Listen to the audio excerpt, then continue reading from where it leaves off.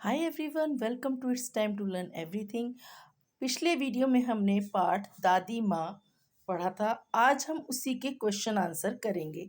लेखक को जब पता चलता है कि दादी माँ की मृत्यु हो गई है तो वह उनकी यादों में खो जाता है और वास्तव में यह कहानी लेखक के अपने जीवन से ली गई कहानी है। तो आइए इस पाठ दादी माँ के प्रश्न उत्तर करते हैं। Let's start.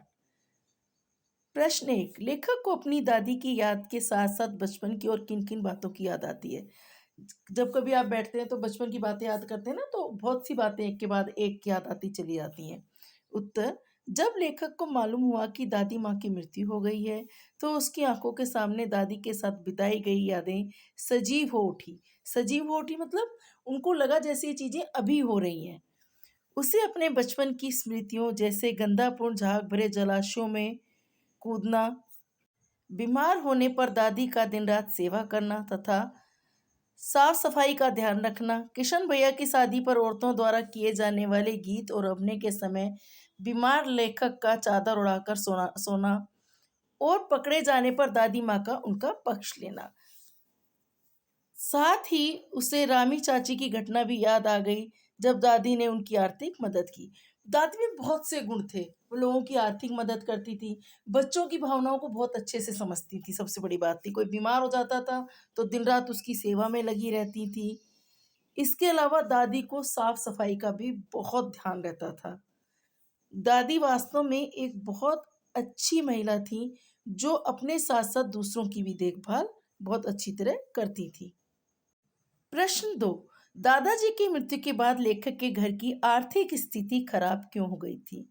उत्तर, दादाजी की मृत्यु के पश्चात पश्चात बाद में लेखक के पिताजी व भैया ने धन का सही उपयोग नहीं किया था। गलत मित्रों की संगति में सारा धन नष्ट होकर डाला।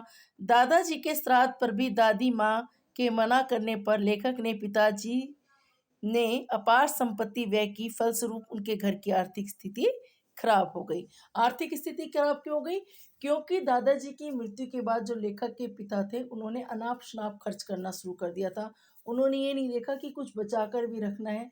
यहाँ तक कि उनकी मृत्यु के बाद श्राद्ध पर भी उन्होंने बहुत ज्यादा फालतू खर्चा किया था, जिसकी वजह से उनकी आर्थिक स्थिति डामाडोल हो गई।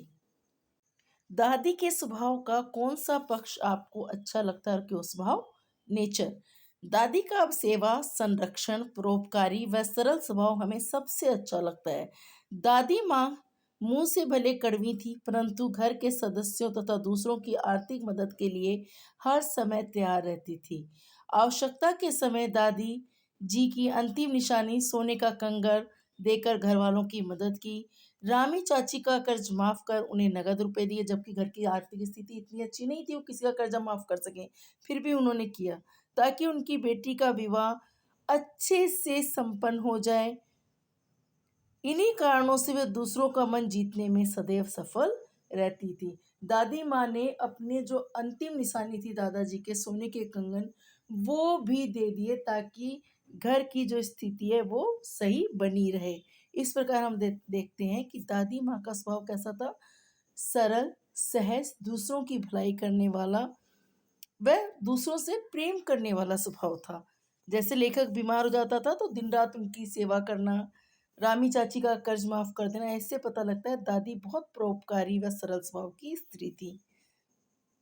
प्रश्न संख्या 4, आपने इस कहानी में महीनों के नाम पढ़े जैसे काकर, आषाढ़, माघ। इन महीनों में मौसम कैसा रहता है, लिखिए। उत्तर, काकर इस महीने में ना तो अधिक गर्मी और ना ही अधिक सर्दी होती है, अर्थात हल्की हल्की ठंड पड़ती रहती है।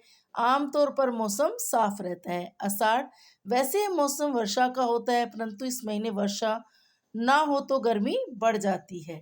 माघ, इस महीने में अत्यधिक सर्दी होती है। भयंकर सर्दी से सभी का बुरा हाल होता है। प्रश्न संख्या 5, अपने अपने मौसम की अपनी बातें होती हैं। लेखक ने इस कथन के अनुसार यह बताइए कि मौसम में कौन कौन सी चीजें विशेष रूप से मिलती हैं। उत्तर, काकर के महीने में तरबूज, खरबूज, फालसे और लीची मिलते हैं, जो आजकल मौसम चल रहा है। आषाढ़ के महीने में आम, जामुन और खीरा मिलते हैं। माघ के महीने में अंगूर, केले, अमरूद और गुड़ मिलता है। अगले वीडियो में हम पाठ 3 हिमालय की बेटियां पढ़ेंगे और उसका अभ्यास कार्य करेंगे। Please like share and subscribe our channel. हमारा चैनल लाइक शेयर और सब्सक्राइब कर दीजिए। और अगर आपके कोई भी सुझाव और सलाह है तो वह आप कमेंट बॉक्स में लिख सकते हैं। धन्यवाद।